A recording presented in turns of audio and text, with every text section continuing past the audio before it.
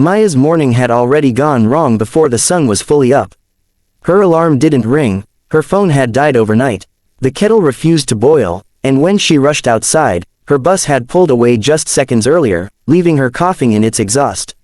She tried to breathe through the panic rising in her chest, reminding herself that she had survived worse days. But this day mattered. It was the day she was supposed to receive her 3-month evaluation at Vantage Tech, a place she had fought tooth and nail to get into. A stable job, even if it was low-level administrative work, meant stability. And stability meant she could finally get ahead of her late rent, late bills, late everything. She checked the time again. 8:43 a.m. Her shift started at 9. If I run, I can still make it, she muttered to herself as she broke into a jog, her shoes slapping the uneven pavement. As she neared the main avenue, weaving between people, she saw a group gathered near a bus stop. Not gathered, in motion. Moving around something, or someone. She slowed only slightly, curiosity pulling her gaze. That's when she saw him. At first, she thought the old man was sitting. But then she saw how his body slumped unnaturally, how his hand clutched his chest, how his face lost all its color. He slid down the pole, legs giving out, eyes half open but unfocused. Maya froze mid-step. Her brain screamed, "You can't stop. You're already late. You need this job." Her conscience whispered, "He needs help. No one else is helping him." A woman passing by glanced at the scene and rolled her eyes. Probably drunk, she muttered before continuing her brisk walk. A man in a suit paused, frowned, then walked around the man and hurried away. Another person just turned their music louder and stared at their phone. Maya stood there caught in a battle between fear and compassion. Her chest tightened. Then she dropped her bag and ran toward him. Sir, can you hear me?" she asked, kneeling beside him. His breathing was shallow and uneven, each gasp sounding like it took all the strength left in his body. He barely managed to whisper, "My heart hurts." "It's okay," Maya said, forcing her voice to stay calm even as her hands trembled. "I'm here. I'm calling for help." She dialed emergency services and explained everything quickly, her voice cracking once but steady enough to give directions. "Help is on the way," the operator assured her. But as the minutes stretched, it felt like time was deliberately slowing down to punish her. "Stay with me," she urged the man. "What's your name?" He swallowed painfully. "Richard." "Okay, Richard. I'm Maya. You're going to be okay. Just keep talking to me." He tried to nod, but his head drooped forward. Maya placed her hand on his shoulder, grounding him. "Look at me," she said gently but firmly. "Stay awake." He blinked slowly, as if he were fading. She lifted his head slightly to help him breathe, hoping she was doing the right thing. Sweat trickled down his forehead as he grimaced in pain. People continued walking by, some slowing down momentarily, others glancing with mild concern but refusing to step in. Someone finally approached to ask if she needed help. "Yes," Maya said instinctively. "Can you stay with him while I—" But before she could finish the sentence, the person shook their head. "I'm late for work," they murmured and disappeared into the moving crowd. Maya exhaled shakily, fighting off frustration. "Don't worry, Richard, I'm not going anywhere." Minutes crawled by like hours. Finally, the wail of an ambulance siren pierced the air. "Oh, thank God," Maya whispered. The paramedics rushed out immediately. "What happened?" one asked as they knelt beside her. She gave a brief summary, stepping back only enough to let them work but staying close enough to reassure Richard, who squeezed her hand weakly. "You did the right thing," the paramedic said. "If you hadn't called when you did, this could have ended very differently." Her breath caught. She nodded, overwhelmed. As they lifted Richard into the ambulance, he looked at her, eyes glassy but grateful. "Thank you," he whispered. The doors closed, and the ambulance sped away. Silence washed over the street. Relief hit her first, then panic. She checked her phone. 9:37 a.m. She almost felt sick. She snatched up her bag and raced toward the office. Her lungs burned, her legs wobbled, but she didn't stop until she reached the tall glass building that housed Vantage Tech. Inside, her coworkers stared as she entered, red-faced and breathless. At the far end of the lobby, Mr. Hawthorne stood with his arms folded across his chest. He was a stiff man with a permanent scowl etched into his face. The type who loved power in small doses and used it often. "Maya Carter," he said coldly as she approached. "I'm sorry, something happened. A man collapsed on the street, and I stayed with him until—" "I don't want excuses." His voice was sharp enough to cut. "You are 40 minutes late." I know, but, you have been late before. And I warned you. Policies exist for a reason. But this wasn't something I could ignore, she pleaded, feeling her panic rise again. He could have died. I couldn't just leave him. Hawthorne snorted. I'm not running a charity. I'm running a business. Her heart sank. Sir, please, she whispered. I really need this job. And I need reliable employees, he snapped. Turn in your badge. You're dismissed. The words hit her like a physical blow. Her coworkers exchanged glances, pity, sympathy, helplessness, but no one dared speak. Hands trembling, Maya removed her ID badge from around her neck. It felt like giving away a piece of her future. She left the building in a daze, her vision blurring. She walked the long route home, unable to face the humiliation of riding the bus where she had saved a man's life, only to lose her own stability. Her apartment felt even smaller than usual, like the walls were closing in. She sat on the edge of her bed, tears finally spilling down her cheeks. This can't be happening, she whispered. She opened her fridge, a half-empty bottle of water, mustard, and 2 apples. Nothing else. She had $53 in her bank account. And no job. All because she refused to walk past someone who was suffering. She curled up on her bed, hugging herself, overwhelmed by the weight of everything. As exhaustion overtook her and she drifted into an uneasy sleep, she didn't know one thing. The stranger she had saved wasn't just any old man. He was Richard Blackwell, father of a billionaire who didn't let injustice slide. And by the next morning, Maya's life would be turned upside down by the sound of a knock on her door. And the arrival of a man who changed everything. Maya woke up the next morning with heavy eyes and a heavier heart. She hadn't even changed out of her clothes the night before. Her pillow was still damp from tears she didn't remember shedding. Sunlight leaked through the crooked blinds and fell across her small apartment, illuminating the worn carpet, the chipped furniture, and the unopened bills stacked like accusations on her kitchen counter. Her life felt like it had collapsed overnight. She sat up slowly, rubbing her temples, trying to gather the energy to face another day of uncertainty. She needed to start job hunting immediately, even though her chest tightened at the thought. She had no connections, no savings, and now, another termination on her record. A sharp knock jolted her out of her spiraling thoughts.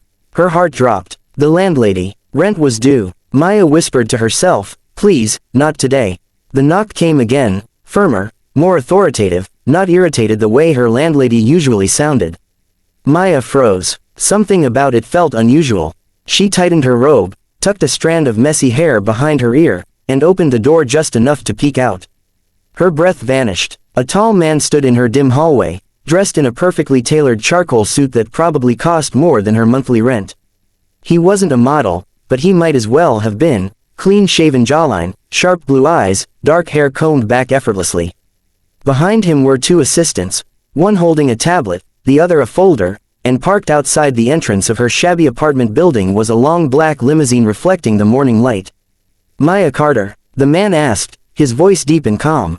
She swallowed hard. Why, yes, I'm Adrian Blackwell. Her mind blanked. The Adrian Blackwell, CEO of Vantage Tech. Youngest billionaire in the city. A man she had only seen in news articles, always confident, polished, untouchable. Why was he standing at her door? Before she could ask, he spoke again, more gently this time. My father told me everything you did for him yesterday. Her mouth fell open slightly. Your father, Richard Blackwell, he confirmed, noticing her shock. Yes, that Richard. Maya grabbed the doorframe for support. She hadn't just helped an old man. She had saved the father of the most powerful man in the city. Adrian continued, his tone softening even further. He said you refused to leave his side. You called for help. You kept him awake. You saved his life. Maya felt her throat tighten. I just did what anyone would do. No, Adrian said firmly, almost fiercely. You did what a good person does. And that's very rare. He handed her an envelope. She hesitated, fingers trembling as she opened it. It was the letter confirming her termination. Her cheeks burned with humiliation. Adrian's jaw clenched when he saw her expression. I'm aware of how you were treated after helping my father. It was unacceptable. I tried to explain, she whispered, voice cracking. He didn't care. I know. The words came out cold, icy enough that even his assistants shifted.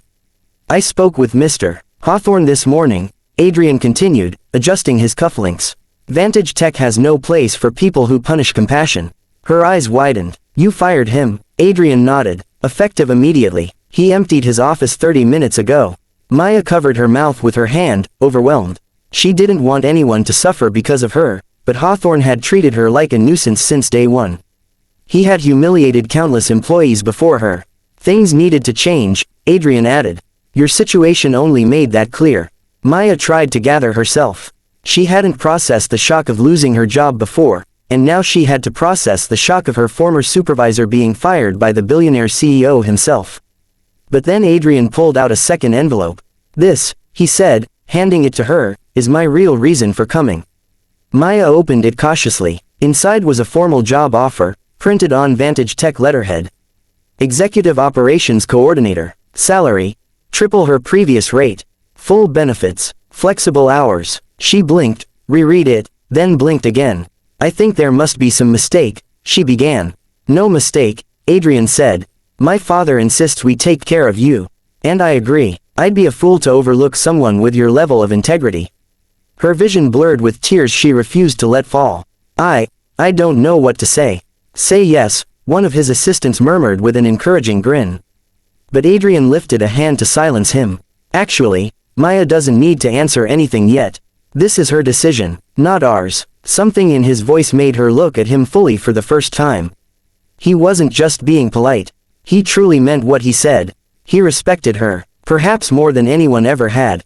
Maya, he said softly, you've carried far more than you should have. Let us carry something for you now.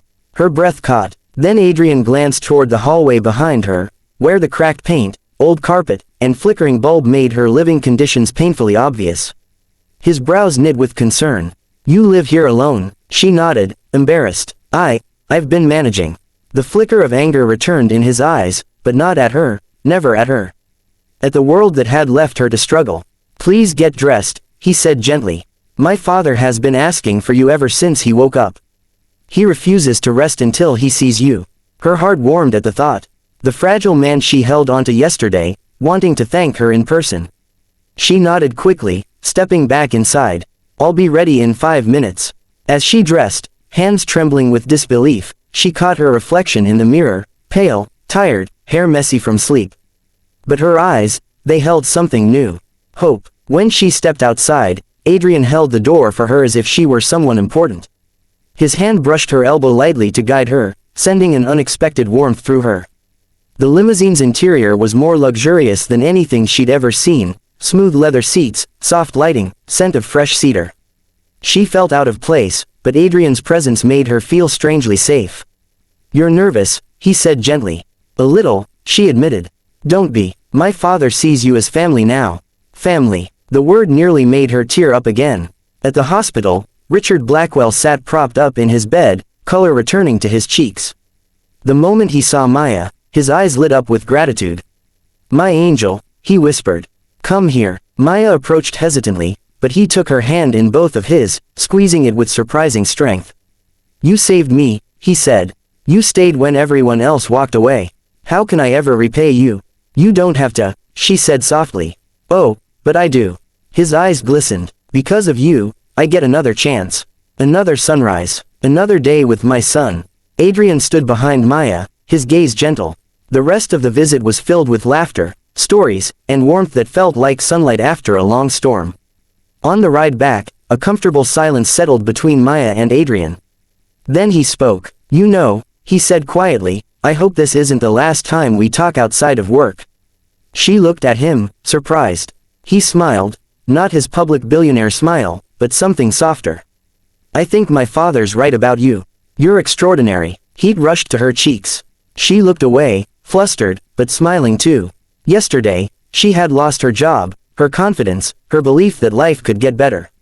Today, she gained a new future, a new purpose, and maybe, something more. Because sometimes helping a stranger doesn't just save their life. It opens the door to a life you never imagined could be yours.